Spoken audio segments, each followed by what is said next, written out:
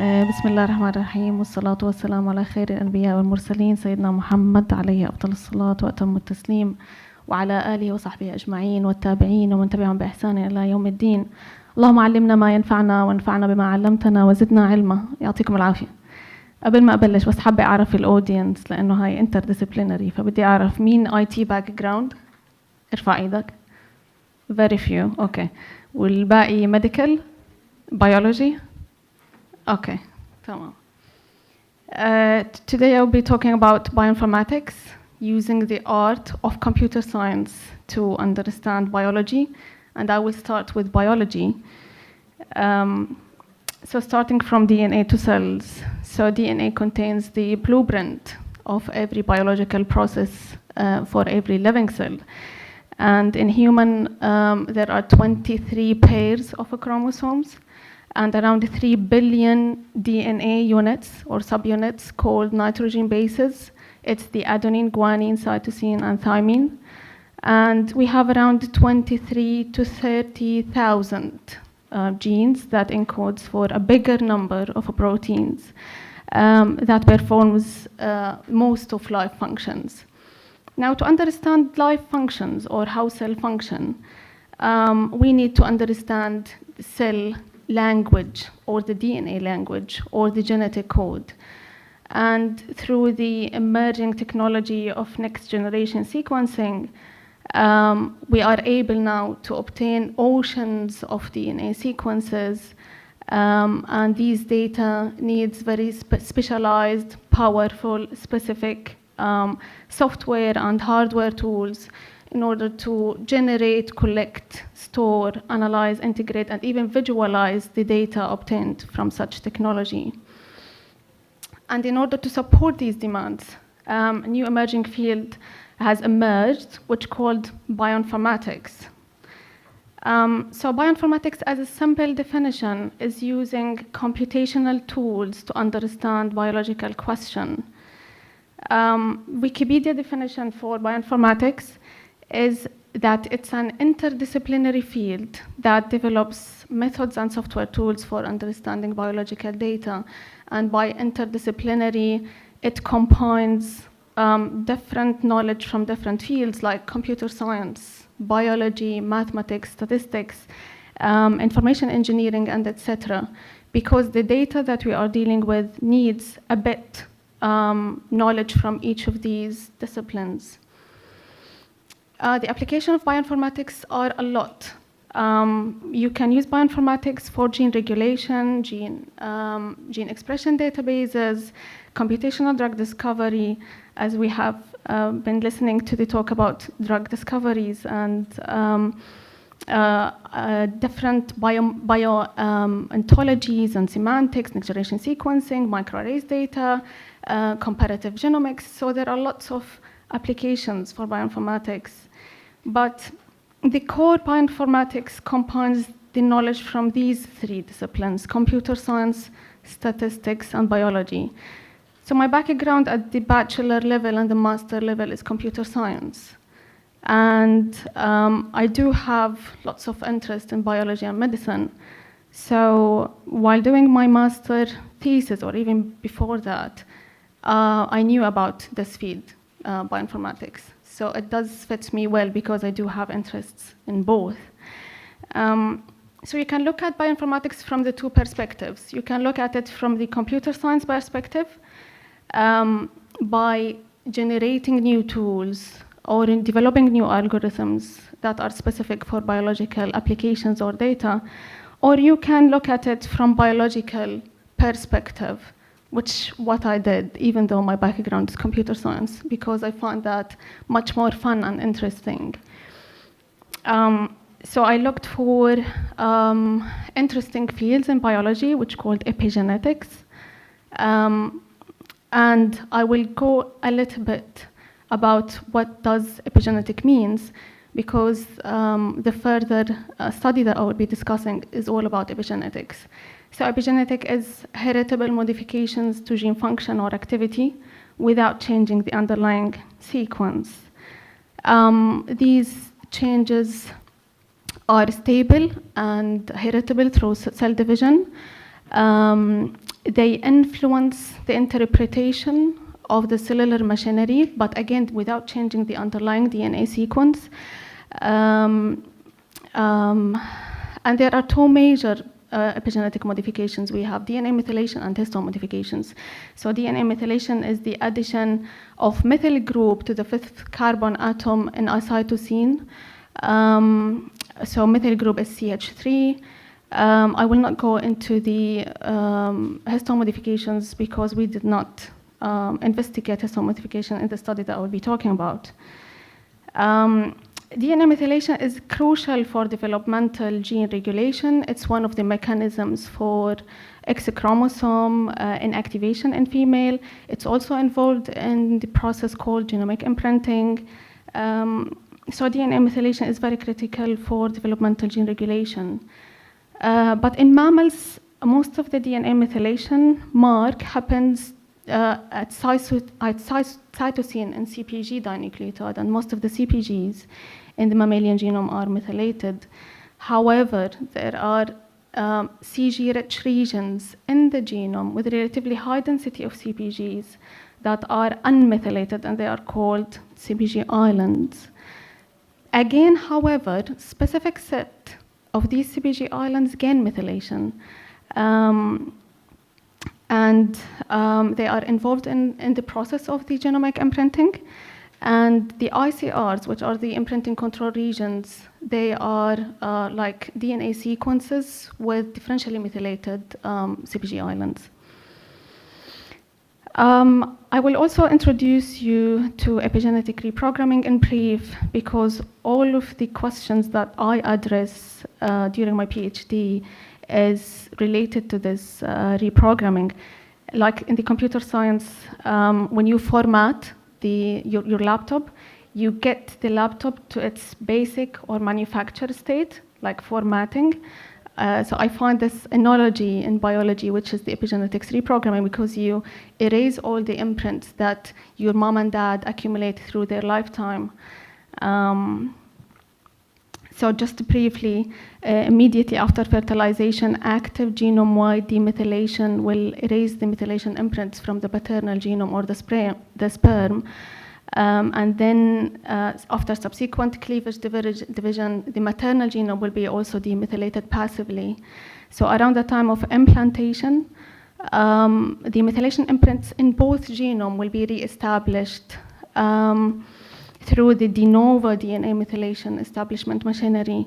But through this post-fertilization, we call it embryogenesis, so the early embryonic development process, few regions escape this demethylation wave and the methylation wave, and they remain unmethylated, which are the CPG islands that I told you before.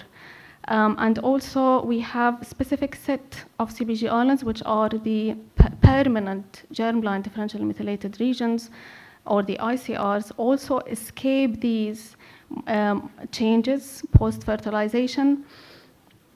And we want to investigate what specific signals lies in the DNA sequence of these specific sets of CPG islands that differentiate them from each other.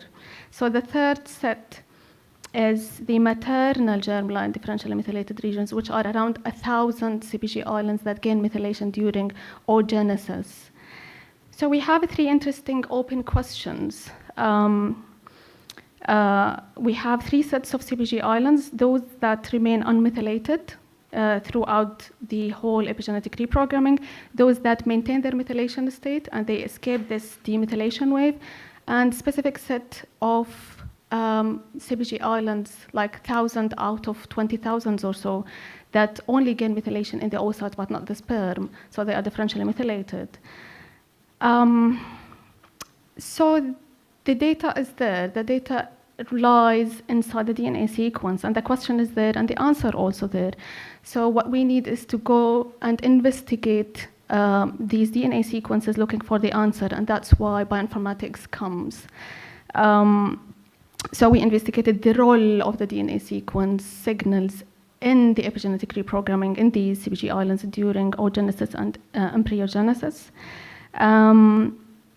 to address the first question, specifically I'm talking about this specific set of CPG island. During my PhD, this paper came out in Molecular Cell. It talks about the identification of methylated hexanucleotide, sequence motif TGCCGC, and this C should be methylated in order for the protein complex of ZFP57, CAB1, ZDB1 to come and bind to the DNA sequence that contain this signal motif. And by binding to that DNA sequence, it will protect it from the demethylation wave that happens during the epigenetic reprogramming. So this question was answered, but of course, this motif has been identified experimentally by the overlapping of 3 ChIP-seq experiments for these 3 different proteins. Bioinformatically, or in cell co-analysis, this motif was in my results using motif finding tools.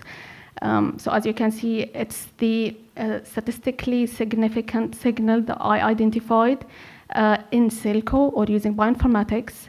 The addition that we add to answer this question is that not only the presence of this motif is important for this protein complex to come and bind, but also the multiple occurrence of this protein of this sequence motif along the DNA sequence that encourage this protein complex to come and recognize the signal, bind, and protect the methylation state.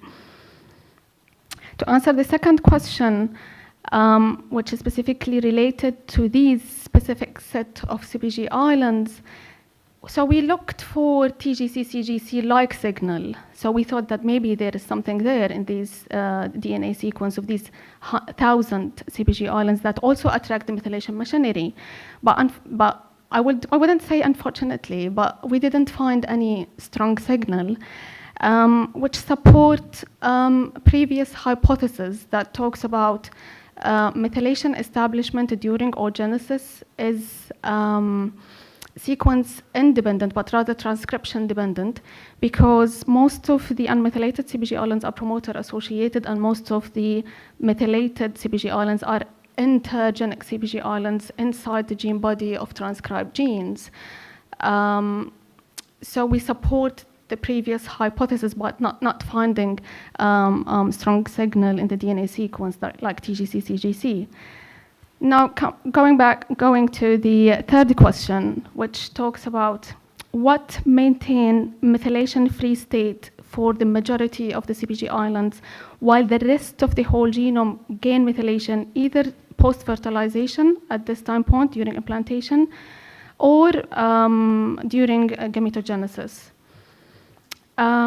Again, using bioinformatics, motif finding tools, we find high CG-rich motif, it's CGCGC, that is very statistically significant.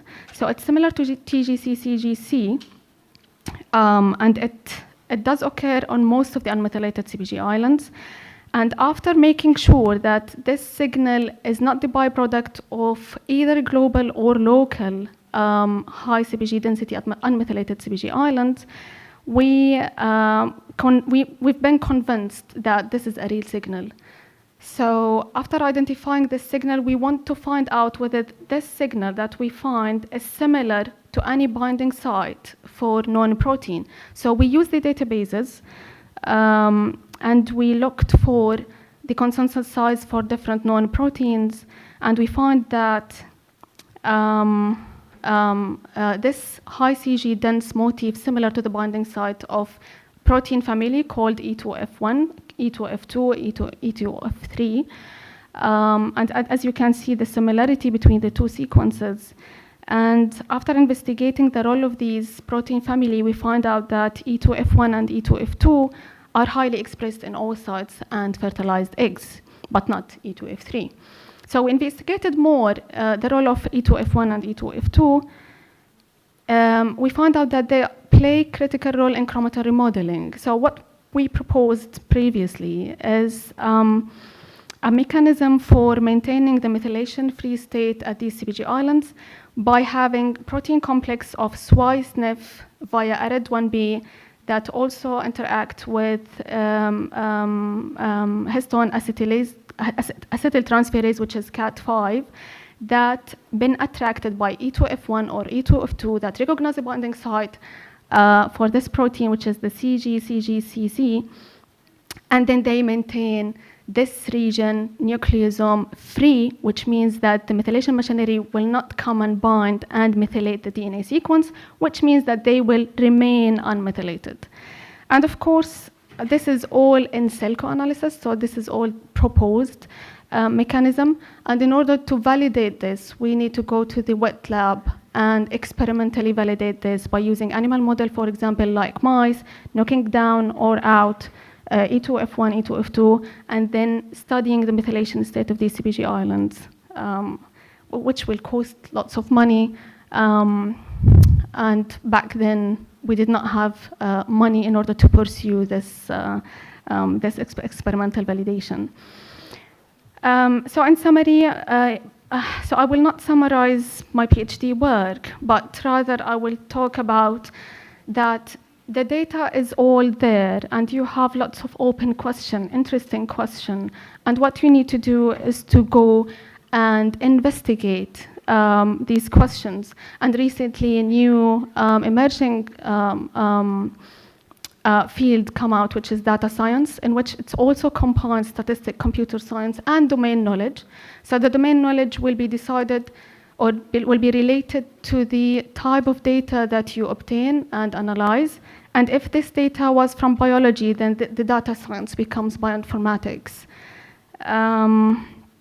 which needs, lots of integrated knowledge from different fields in order to be able to tackle these questions. Lastly, I would thank all of the participants in this work during my PhD at King's College London, or my postdoc at the Abraham Institute in Cambridge, and the computer science department at the University of Jordan, which I currently work. So all of my teaching is in the IT faculty, but all my research, or most of my research, are with the medical field. Thank you very much. So I think my time is up. So if you have any question, I will be around during the two full days. Thank you.